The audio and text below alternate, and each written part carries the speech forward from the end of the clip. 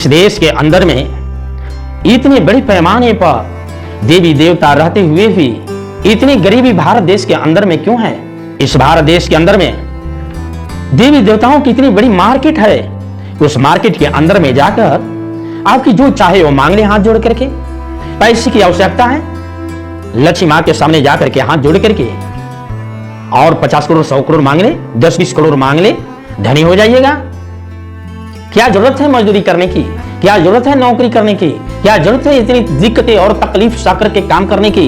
बेटा बेटी को एजुकेशन दिलाने के मामले में, शिक्षा दिलानी हो, पढ़ाई अच्छी करवानी हो, सरस्वती मां के पास में चले जाएं, हाथ जोड़ करके और कहें कि हे मां, मेरे बेटा को आईएएस बना दो, डॉक्टर बना दो, इंजीनियर बना दो।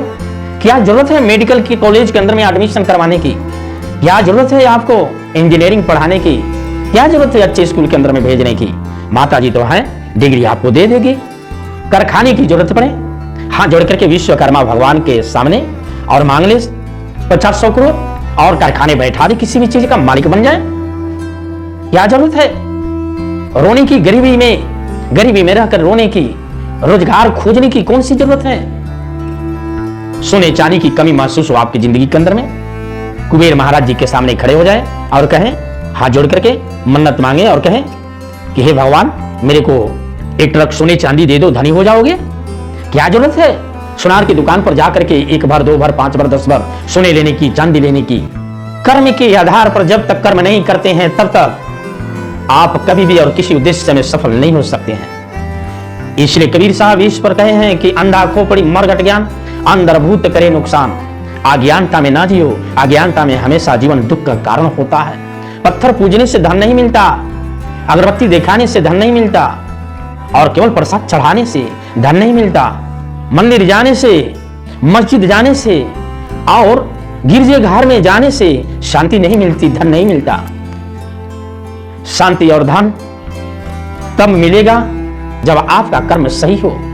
कर्म के आधार पर भविष्य निर्मित है, कर्म के आधार पर परिणाम निर्मित है, न कि हाथ जोड़ करके और देवताओं की मार्केट में जाकर भीख मांगते रहें और उसमें से धनी हो जाए, ऐसा कभी ना सोचना। इसी चीज को कबीर साहब ने कहा कि अंधे खोपड़ी वाले लोग हैं, ना जानकारी के अभाव में हाथ जोड़ करके पत्थरों के सामने धन को मांगते हैं।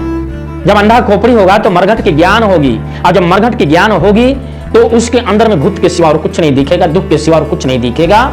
इसलिए निराकार को ठिकाना नहीं, बन जाओ जनकारा भाई, ऐसे कबीर साहब ने कहते हैं। इस मार्केट की बाजार को छोड़ें। इस मार्केट में जाने के बाद में आप धनी नहीं हो सकते, आपकी बेरोजगारी दूर नहीं हो सकती, आप गरीब बने रहिएगा।